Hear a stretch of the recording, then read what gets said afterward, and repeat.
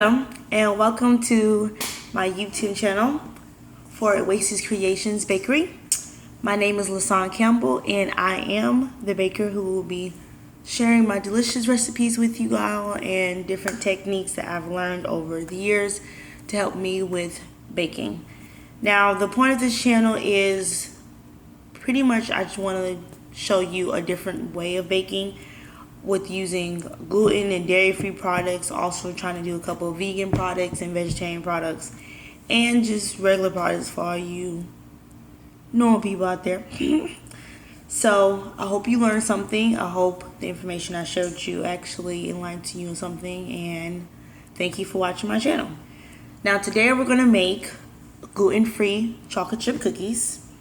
They're also going to be a little bit more nutritious because I'm not going to be using regular cane sugar. I'm going to be using, I think they're called erithritol granules. I don't know how to say the word correctly right, but somewhere along the lines.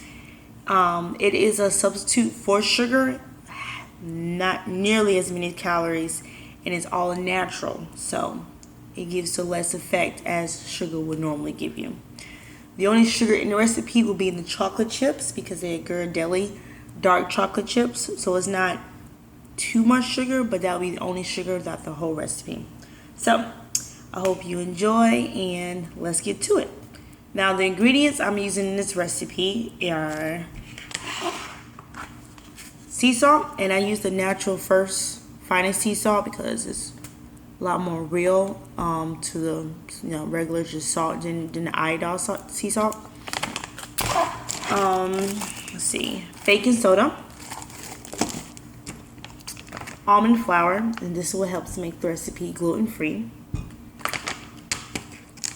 And the erithritol granules I was talking about. Hope you can see that word right there. So I bought this off of Amazon.com. Not really find these in the stores easily, but it's really good sugar substitute, so you should try it out. Also, we're gonna have Ghirardelli chocolate chips, 1 stick of butter, 1 egg, and vanilla. Alright, so let's get started. Now I've already pre-mixed my dry ingredients together. Have them all here, and just gonna give it a nice quick little stir. Now for the recipe, I use 2.5 cups of almond flour, 3/4 cups of the sugar.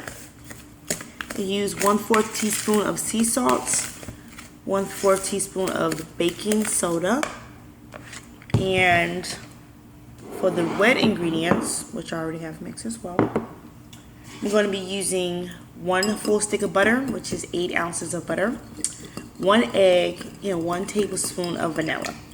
So you just mix that all together.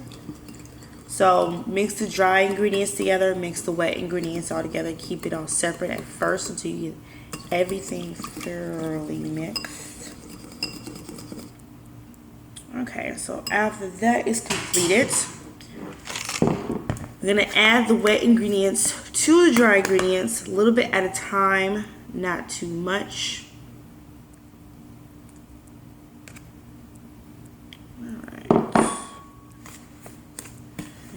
Start to form into some lovely looking dough. So I create a little hole, and then I just kind of add it in there. Alright, a little more.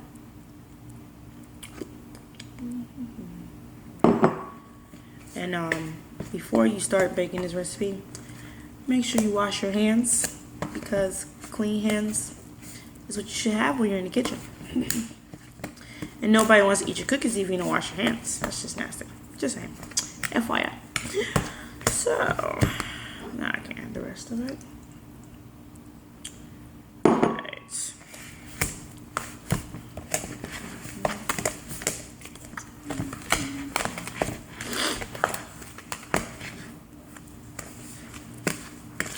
Nice.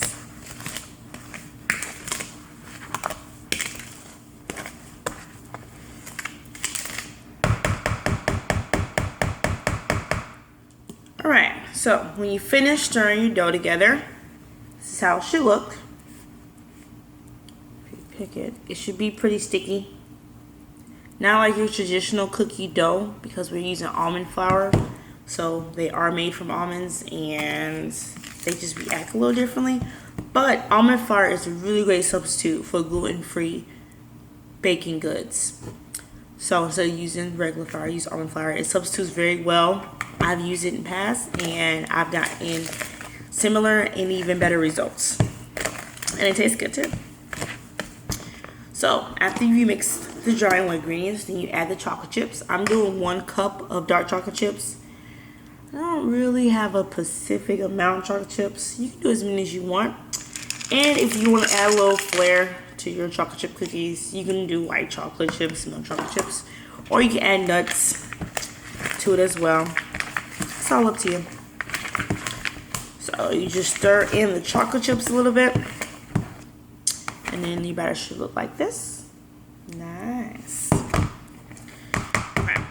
So before you get started with the recipe, you want to preheat your oven to 350 degrees, and the cookies will take about 10 to 12 minutes to bake. You just gotta keep an eye on them, per se. Alright, so let me grab my pan.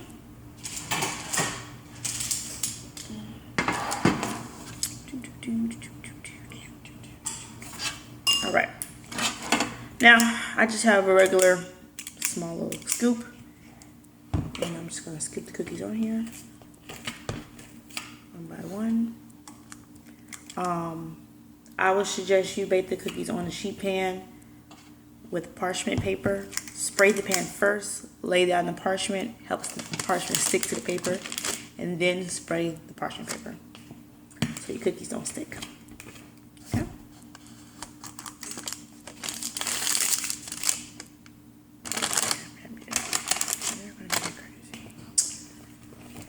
All right.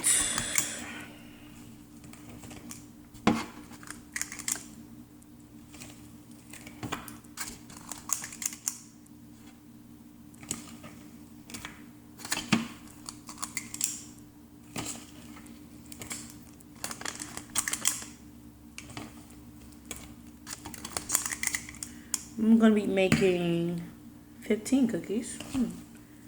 My little cookies here. Just a little something to get it started.